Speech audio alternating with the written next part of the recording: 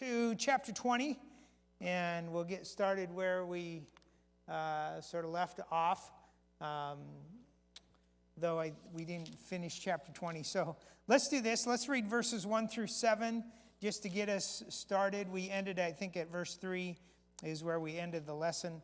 And I don't know if we can get very far through this. We'll give it a try. Okay, someone like to read chapter 20, 2 Samuel 20, 1 through 7, just to get us going here this morning. Okay, Brother Krinky.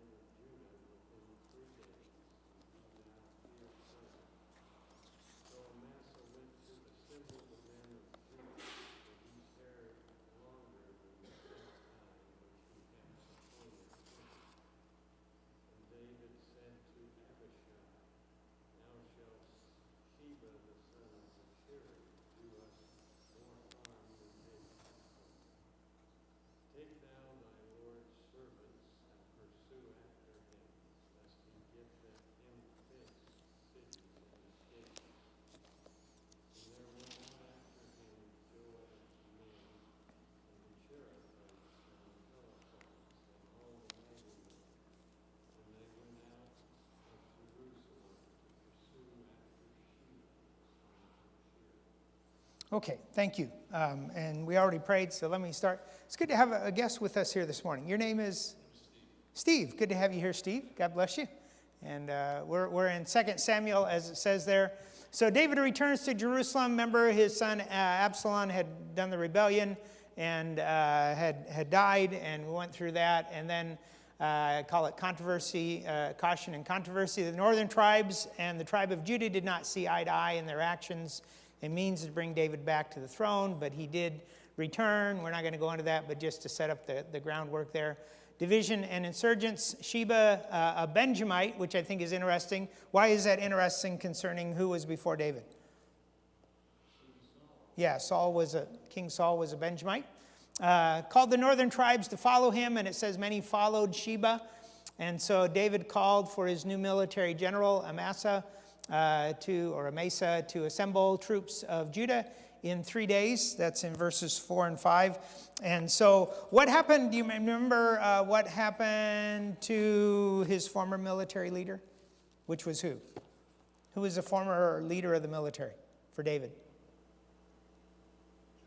Yeah, Joab. Okay, and so Joab was his nephew. And remember, Amasa is his nephew as well. And probably David dismissed Joab because he was the one who killed Absalom, his son. And so just make note of that. So 3 days, he asked him to do so. He did not. Verse number 5 said he didn't come at the appointed time. And so then we come to verse number 6. And David had Abishai, which is Joab's brother. Joab apparently came along, but Joab wasn't leading at the time. And he led his elite troops and pursued Sheba immediately. Now it is interesting. Notice verse 7, when Abishai went out, who went with him? What's an interesting thought concerning what I just said that it says there in verse 7? What's that? I just meant of the people that went with Abishai. there in verse number 7. And there went out who? Joab's men.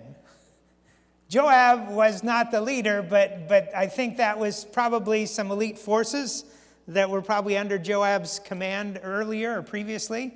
And then the Cherethites and Pelethites, those seem to be the names that were given to David's bodyguards. And so they were also, I think, elite forces. And then it says, and all the mighty men. And so they were pursuing Sheba, the son of Bichri, or I think it is. So they took off immediately and went out to pursue him. And then we come to verse number 8. So notice, let's read 8 here. And when they were at the great stone, which is in Gibeon, I think it was about 6 miles outside of town, Amasa went before them, and so apparently Abishai took off with these elite forces. David said, hey, we got to go get him Sheba, so he doesn't cause more trouble than Absalom did, and so we got to go get him. Amasa didn't come back with the troops to see David in 3 days, and so David said, I got to send Abishai, we got to go get this guy. And so they're about 6 miles out of town, and then comes Amasa with the group from throughout Judah. And so they come there to Gibeon.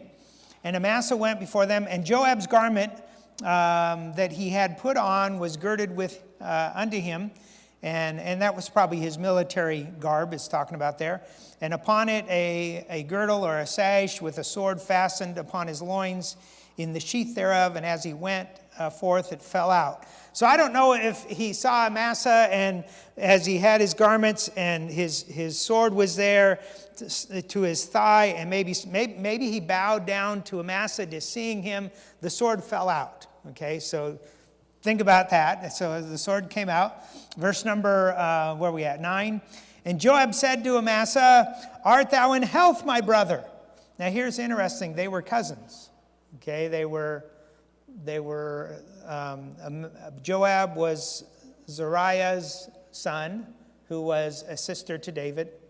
And I forgot the name of Amasa's mom, but he was also a sister to David. What was it? Abigail, that's right, thank you. And notice he calls him my brother. Hey, everything's good here. And Joab took Amasa by the beard with his right hand to kiss him. So there was nothing sinister, nothing evil, nothing trying to overcome him. I think that was just what I read was it was a common way of just the kissing on the cheek. And so you just sort of touch his beard and give him that kiss on the cheek type of thing. And Amasa took no heed to the sword that was in Joab's hand. Let me ask you, what hand was the sword in? It does make a difference, but it's a subtle thing for us. But it couldn't have been in his right hand. Remember, with his right hand he took his beard. Yeah, so it was in his left hand. That would be a sense of, hey, this is not confrontive. This is not war. War is your right hand. You get your sword in your right hand. And so left hand, it was like, oh, he's just picking up his sword. So he calls him brother. He comes there, but then with his left hand, he smote him therewith in the fifth rib and shed out his bowels to the ground and struck him not again, and he died. So Joab and Abishai, his brother, pursued after Sheba, the son of Bichri. I think I put... what does that show you about Joab? Just as he killed Amasa. Who else did he kill? Abner. Yeah, Abner. Okay, and why did he kill Abner? Because he was brother of God. Yes, and who had at that time David had said Abner would take Joab's place. Now Amasa taking Joab's place. What does it show you about Joab? Yeah, he doesn't. He seems to be jealous of any kind of rival. It's hard to figure out Joab as you read the scripture. I mean, I think he was a military man. He was for Israel. He wanted Israel to win the victory. He seemed to be loyal to David, though he didn't always follow David's directions. as we'll see a little bit later in today's. But, I mean, this is just really a vicious action of revenge or jealousy, it seems to be. I don't know, I can't explain it all. It just is not a good thing. So any questions or comments on that? Yes. I was thinking Vladimir Putin, he's a narcissist. He loves himself. Oh, well, yeah, that's true. Yes. He loved his position, that's for sure.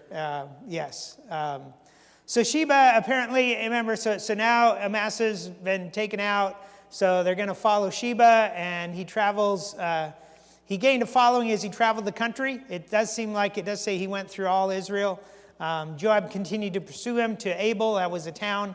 Then Joab began to batter the walls to destroy the city itself. That's down in 14 and 15. Now previously, Amasa was on the side of the road, and he's wallowing in his blood, which says he died, so I'm not sure. Maybe it just meant people saw his dead body there. So everybody was stopping, so they drug it out of the way. And so the soldiers weren't stopping and looking, and so they pursue him to Abel. There in verses 14 and 15. I'm not going to read that. We'll continue on. So just so you get an idea, so Abel is way up north, okay? So we're quite a ways. Jerusalem's down in this area, well, down here. Down here, I'm sorry. I was going to say it's along the water. So it's quite a ways up north where he took off. And it does seem as though there was some kind of battle, but in the end, it seems like Abel's all by himself. Sheba's all by himself there. So while battling the men and battering the wall, a wise woman gained some opportunity to talk to Joab in verses 14 and 15. Let me read verse 16. Then cried a wise woman out of the city, Hear, hear, say, I pray thee unto Joab, Come here thither, that I might speak to thee. And when he came near unto her, the woman said, Art thou Joab? And he said, I am he. Then she said unto him, Hear the words of thine handmaid. And he answered, I do hear. Then she spake, and saying, They were wont to speak in old times, saying, They shall surely ask counsel at Abel. And so they ended the matter. What does that tell you? What was the reputation of Abel in previous times? Based on her words in verse 18, what does that mean? They shall surely ask counsel at Abel, and so they ended the matter. If you ask counsel of somebody and that ends the matter, what does that tell you about the counsel they gave you? Yeah, it was very good counsel. So Abel apparently was known as a place where wise people were, and people could go there to get some kind of information, direction, guidance. And so she goes on to say, I'm one of those. I'm a mother in Israel. And so what are you doing here, Joab, as you try to destroy the city? Because it says up verse number 15, I didn't read all that. At the end of that verse, it talks about they stood in the trench, which would probably be some kind of ditch, and all the people that were with Joab battered the wall to throw it down. They were building, earlier it says they cast a bank against the city. So I'm not sure how long it would take if you had a wall that's, say, 20 feet, maybe even 15 feet, how long it would take to get enough dirt and rock up against that to build it up so you could run it up and over the wall. So, that would take a good amount of time, and apparently wide enough that they could smash the wall down. So I don't know all the details with that, but that would take time. So this woman asked for direction, and so she's asking, why are you doing this? And Joab said, no, we're not trying to destroy everybody. And verse 21, the matter is not so, but a man from Ephraim, Sheba of Bichri by name, hath lifted up his hand against the king, even against David. Deliver him only, and I will depart from the city. And the woman said to Joab, behold, his head shall be thrown to thee over the wall. That doesn't sound like wise counsel, but nonetheless, so that's what happened. So I just said, what was the final outcome for Sheba? Yeah, his head was thrown over the wall in the next verse. And so every man left. That's where Joab blew the trumpet. Things were over. Hey, let's head on home. And so it does seem, that's why I say it does seem that Sheba was by himself at the very end. He may have got a bunch of people to follow him, maybe had some in battle, some fled, some took off, and so eventually he lost his head. I guess one thing this shows you that in that day, things were not as civilized as what we think. Never, and I'm really serious about this, don't read back into the Bible ideas and thoughts that we have in our society today, because you will miss it all. All you think is, man, they're so heathenistic, so wicked, so rotten. How in that world could you throw a guy's head over the wall? I mean, it is grotesque, but it was justice for what he had done. And so all I'm saying is we just have to really be careful. Even back 100 years, if you try to read back into history, whether American history or Bible history, today's activities and thoughts and mannerisms, it just it doesn't work very well. What's a lesson from that? Don't rebel against the King and the King of Kings, because it could cost you your head. I guess that's a lesson we could all learn. Any thoughts on that?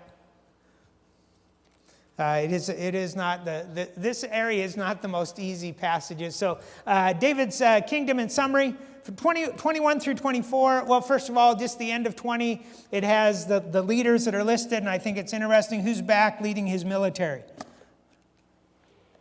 Joab. And like I said, I think it's a summary, so it does have a point to right then, but at the same time, it's looking at the big picture as well. And then as we look at these chapters, they're more topical than chronological, giving some final notes of David's kingdom, or God's kingdom under David's rule. So as we get this, these are not necessarily all happened at the end of his reign, and there's reasons for seeing that in several aspects of things. So let's just jump right into this first part, Saul's sin and the famine. So verse number 1, it says, and there was a famine in the days of David 3 years, year after year. And so I think it's the way it's phrased there was a famine in the days of David. It doesn't say, and there was a famine then, or in those days. It says in the days of David. So I think it goes back, and there are several reasons for that. One of it mentions Mephibosheth. And so it seemed that Mephibosheth was already had become part of David's household, eating at his table, which seems to have changed a little bit later on. So anyway, so no specific time mentioned. So what did David do when the famine came? And this is a great lesson for all of us when trouble comes to your life. So verse 1, what did David do? Yeah, so he sought the Lord. And was looking for direction and guidance in that, and that's what we all need to do. There was something else I was going to make note of, but I don't. My notes are all scribbled out. So it says, so he asked him, and God said, the Lord answered, it is for Saul and for his bloody house, because he slew the Gibeonites. Now the next verse will tell us, but who were the Gibeonites? Yeah, the Amorites, and as it says there in the next verse, the children of Israel had sworn unto them, and Saul sought to slay them in his zeal for the children of Israel and Judah. That is interesting that Gibeah of Saul was where his his capital was, and the Gibeonites were not far from there. And so it does show us that though Saul had some problems in his relationship with God, he really did love Israel. He wants to get things done, and God was blessing him near the beginning of his reign there. So he wanted to wipe them out, and then I mentioned this. Joshua would not turn there, but Joshua 9, that's where they make the pact with them. What was interesting about that oath that Israel made with the Gibeonites? What was behind that? Which I think is very interesting. That God still said it's still valid. Yeah, I mean, it's not on the Gibeonite side. Well, they didn't want to die. Well, that's true, but what did they do? They feigned poverty, and they were dressed very poorly. Right, so they pretended or they deceived, and hey, we've been on a long trip, a long journey. Look at our bread's all rotting, and our clothes are all worn out, and goes through all that stuff. And as Rick said, the Israelites did not. I think it's interesting there. I think it says they did not go to the mouth of the Lord or seek the mouth of the Lord. And I thought the mouth implies God said he wanted to tell you something, but you were not coming to him so he could talk to you. I thought that was interesting. So the Gibeonites are there. And so I do think there's an interesting statement that I want you to see in verse 1. God says, whose fault is it? Now there's two things that I want you to see there. What's the first one he says? It's for Saul. And then it says it's for what else? Well, no, something else. For Saul and for his bloody house. Okay? Bloody house implies that there was something that was not right. There was death involved. And so it wasn't just Saul himself, but it was also his house, which I think will become important a little later. So what happened to the Gibeonites? So look at verse 2 and verse 5. And there's several things that are mentioned there at the end of verse 2 and then in verse 5. What kind of things did Saul do? We know Saul and his house, his descendants.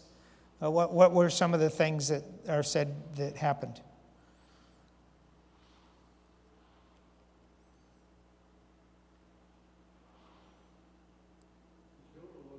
Okay, he killed a lot of them, as that's in verse 2. What else in verse 5 does it tell us? Which implies the same thing, but added a little bit more.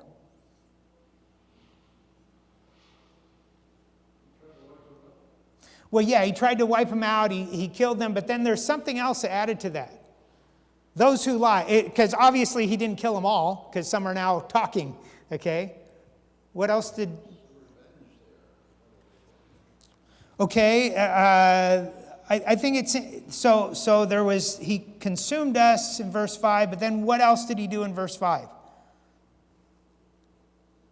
made a plan to completely eradicate.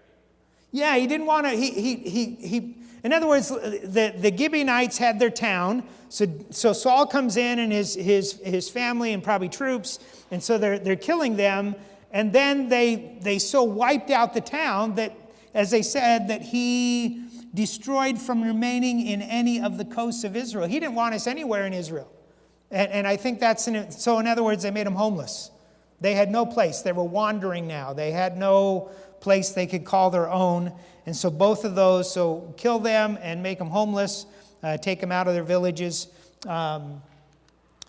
Just thinking back of the promise that Israel had made, I said making a promise and sealing it with an oath in the Lord's name put God's reputation at stake. I think that was part of all of this, that they had made a promise before God. And when you break that promise, it somehow defiles the name of God, besides just disobeying what you promised to do before God. So I thought it was interesting in verse 4, and maybe this is modern news, got me thinking this way, where it says, the Gibeonites said,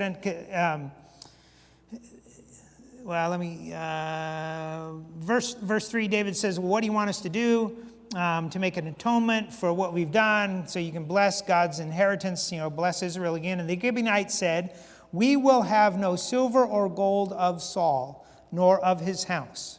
So they said, we don't want any reparations. We don't want any money.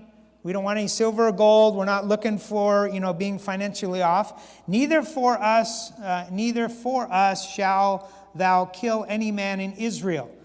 Which I think maybe he's saying, well, we're not asking, I put it down this way, no desire for war against Israel in revenge.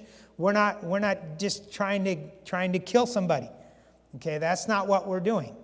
So David asked, well then what do you want done? And I think it's interesting in verse 5.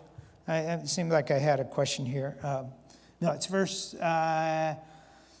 the man that consumed us and that devised against us that we should be destroyed from remaining in any of the coasts of Israel. Verse 6, let 7 men of his sons be delivered unto us, and we will hang them up. And what's the next 3 words? In verse 6. We will hang them up unto the Lord in Gibeah of Saul, whom the Lord did choose. And the king said, I will give them. I wrote down this. So in verse 6, it says, unto the Lord. Verse 9, when they do hang them, says they hanged them in the hill before the Lord. And so I just think this action included justice against Saul for hurting and killing innocent Gibeonites, but sought to honor God and deal with Israel's violation of their oath to them, their oath to the Gibeonites before God. It does not seem that the Gibeonites were out because they were vengeful. We've got to kill Saul. Look what he did to us. If God was bringing a famine on the land, did it affect the Gibeonites? Yes. Yeah. Yes, sir. If the Gibeonites were innocent, certainly these sons of Saul were innocent. So if you, I think there's a twofold thing with this. Remember, it's for Saul and for his bloody house. So Saul had gone in, killed Gibeonites, whom they had sworn, we will not hurt you. We will not divest you of your property. We will, it was a promise. But God said it was, remember, even back in Joshua's day, God said, you don't violate what you swear, because this is God's honor. It's at stake. That's why I'm saying it was more than just justice. It was the honor of God, because they say, based on God's name, will not hurt you.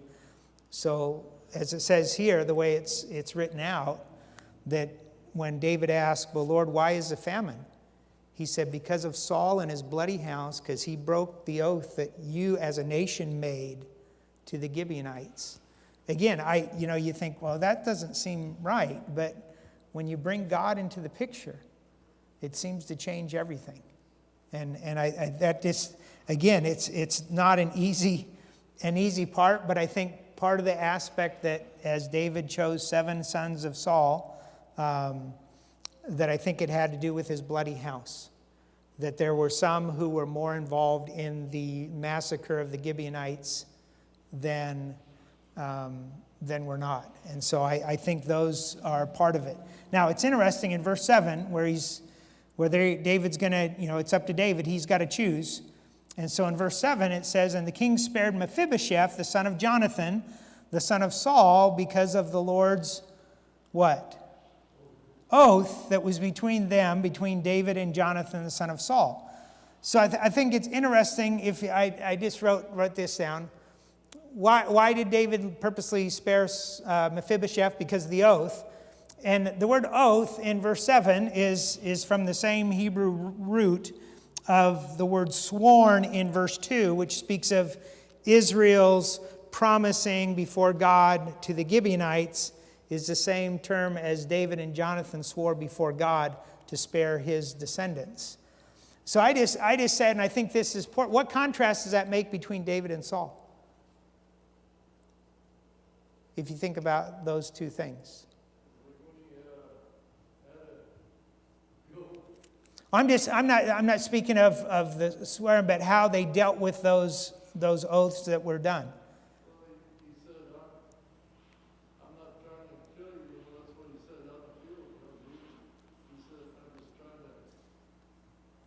I'm not really speaking. I'm just comparing how they responded to the oaths and the swearing, the promises before God. How does that compare with David's response, thinking of verse 7, and Saul's response, thinking of verse 2? Yes? David took an oath to God seriously, whereas Saul did obedience. Yeah, I think that's the difference. And I think that's part of the contrast here, or he wouldn't have brought up that oath thing. I think is part of the Holy Spirit saying, hey, there was a real difference between these two men. One always recognized God where he was at in earthly life, and another one sort of forgot God's part in earthly life. And though one was much, was older and years before and all of that, it just how it all works out. So that oath part is interesting to me, and how that contrasts the two men. So again, the 7 descendants of Saul were chosen and executed. And notice verse 14, because there's there's questions about, well, why did it all work that? Well, notice what it says. I forgot, I don't know if I mentioned it here. No, I didn't. But I think the bloody house is important. So again, they eventually, those 7 were killed, and the bones of Saul and Jonathan's son were buried in the country of Benjamin, in Zelah, in the sepulchre of Kish, their father, and they performed all that the king commanded. And after that, God was entreated for the land. So God said, that final note, he said the famine was stopped, it ended because God's wrath was satisfied, the wrath of God. Now, it's interesting that David honors those 7, because it says that, and this is one reason we know that it probably happened a while ago,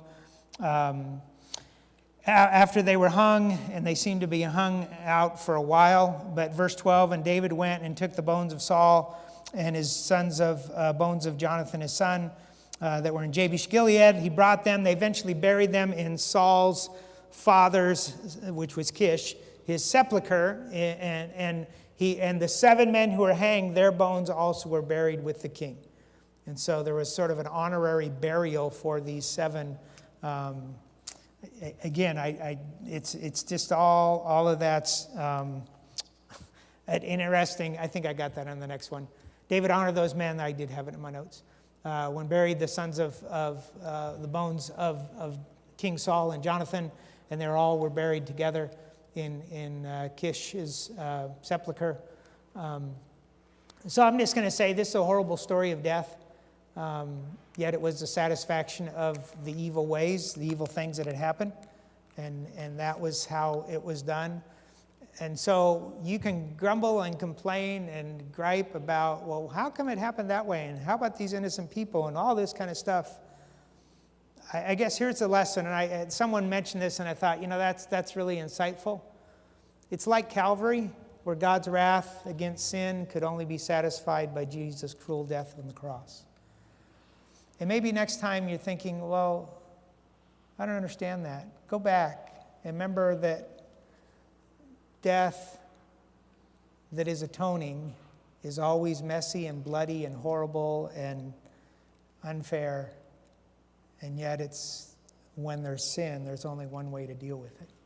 And in love, God sent his son to be the propitiation for our sins. So again, that story is like, whoa, that one's pretty heavy, but it is what it is. Any thoughts, comments, questions? Like I said, I come back to the end of verse 14, and God says he was entreated for the land, that God says that was satisfactory. And so I think when it says Saul and his bloody house, that to me tells us a little more than it was just King Saul. There was his house involved in this whole thing that violated a promise that the nation had made. Anyway, okay. Anything else? I thought I heard somebody asking a question, comment. So let's move forward. Okay, killing giants of the Philistines. The next part of that just talks about David and his men. Let me read the verse number. I think it's 22. Yeah, 22 says, these 4 were born of the giant in Gath. Though he's not named, who's the giant in Gath? Yes, Goliath. And he fell by the hand of David and by the hand of his servants. So I'm not going to go into all, I just summarize them. So 15 to 17, David, it says he was out on the field against the Philistines at one time and grew faint. And a giant, that again, they were all born to the giant in Gath, almost killed him. But Abishai, that's his military commander next to Joab, Joab's brother, stepped in and killed the giant. And then we have Sibbecai. He killed another giant in another battle with the Philistines. Okay, and really doesn't say a whole lot. Another battle, Elkanah killed another giant, which was of the giant in Gath. And then another giant had 6 digits on each hand and each foot, and he was killed in battle by David's nephew, Jonathan. I think he was son of Shimei, one of David's brothers. So why do you think that is in here? Why did God include not only David killing Goliath, but then the follow-up here where all of Goliath's sons were? That's all the 5 stones he had. Well, that could be, yes. So maybe he knew about those four sons there of Goliath. Maybe one was his armor bearer. Yes, Rick? Seems similar to the description of David's mighty men as well.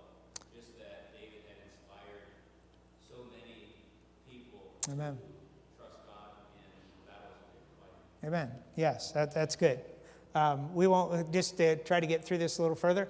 So, chapter 22 is really a song of praise for God's protection, direction that David that he brought David to the throne and then kept him there. And so this is all. So just some thoughts about that. It's also Psalm 18 with a few minor differences. So you'll see it goes almost the same all the way through Psalm 18.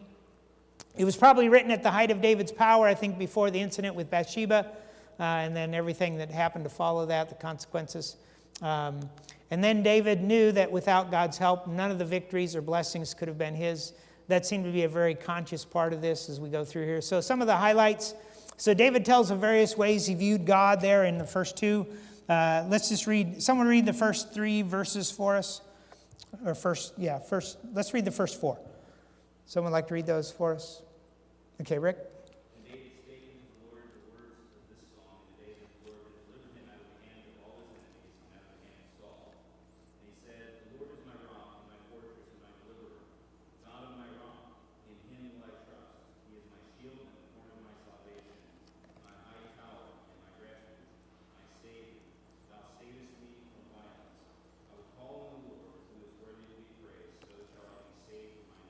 Okay, and so he just, he has various views of God. God's than this, God's than that. I view him as a rock, as a strength, as a high tower, and just those various things. I'm looking to go over that tonight. There's 2 things I've thought about here. I'm not sure yet, but verse 4 I thought was interesting because of his faith. He mentioned in verses 2 and 3 that he says, I'm going to call on the Lord. And when you know God is your strength and you know God is your helper and you know God is your shield and you know God is your rock, there's a confidence when you pray. David said, or Paul said that, writing to Timothy, when the church prays, you should lift up holy hands without wrath. In other words, do you have something against somebody? And doubting, questions about God. And that's how you should pray. And when you come, you got no doubts.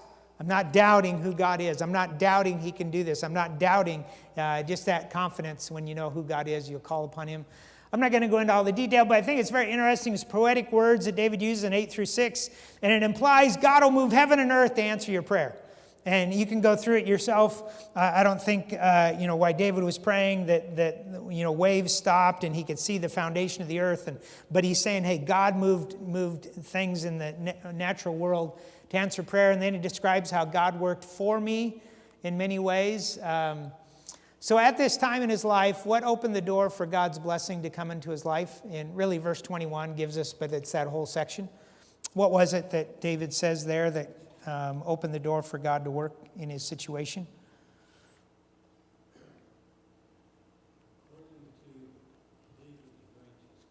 Yeah, according to David's righteousness. And he goes, there's really that whole section there. He just says, I've done right. I'm living right and so forth. And God's therefore moved in my behalf. And I think there's a concept there that when you do right, it opens the door for God to bless you. When you do wrong, it closes the door. When I say it opens the door, the reason I say that is because sometimes you can be doing right and bad things happen, okay? But if you don't do right, you're not opening the door for God to bless. And I think that's really a distinction there. And David recognized that. And yet in the next verses there, let's read these, 31. And it shows that David, though God had blessed him, he recognizes that God's the one who helped me with all this. As for God, his way is perfect. The word of the Lord is tried. He is a buckler to all them that trust in him. For who is God save the Lord, and who is a rock save our God? God is my strength and power, and he maketh my way perfect. He maketh, next verse, he maketh my feet like hinds' feet, and setteth me upon the high places. And he goes down, he teaches my hand to war, and he goes on and on. And I think what he's saying is, you know what, yes, I was living the right kind of life, so God, and that's why I say it was before Bathsheba, living the right kind of life, so God could bless me And yet at the same time, it's God who's helping me. And my strength is of God. He's the one who's teaching me from, we talked about later on about leaping over a wall and, just fighting and all that kind of stuff. And so he didn't credit himself. He credited God with the strength that he had and the guidance. So God helped him to fight in war, helped him to reign as king. He recognized all those things. Let me just bring this to a close. So considering all that, what does David do in verse 50 as he closes out this divinely directed poem? What does he do, thinking of all of that God has done for him? Yeah, he gives thanks to the Lord. And then I think it's interesting, the final verse, which I read. Let me read those final two. Therefore I give thanks unto thee, O Lord. Among the heathen I will sing praises unto thy name. He is the tower of salvation for his king, and showeth mercy to his anointed, unto David and to his seed forevermore. And that last part, to his seed forevermore, I think he's remembering the covenant God made with him and said, your seed is going to reign forever, and looking toward the Messiah. Any questions on that? I mean, there's so much more. Again, I can't look it all. I'm having trouble getting through what we got through. Any thoughts there? Yeah, let me close with, let me read. The last words of David in chapter 23, let me just stop. I'll just stop there. I don't have time. Any questions or comments on any of that? So we'll finish up this, and I'll try to start the next one. There's just some neat things about David's mighty men that I wanted to talk about, and David's words here. Read through David's words here in chapter 23, 1 through 7, and just look them over as far as David's final words. Just the thoughts he has about how someone should reign, and if you're a leadership, there's some things there that you need to see that God says, hey, if you're in any kind of position of leadership, whether it's a father or grandfather, whether it's something where you work, or even just church or wherever it's at, that there are certain things God says, this is what I expect of those in leadership, and there's some neat things there. Let's pray. Father, thank you for your word, and the Lord.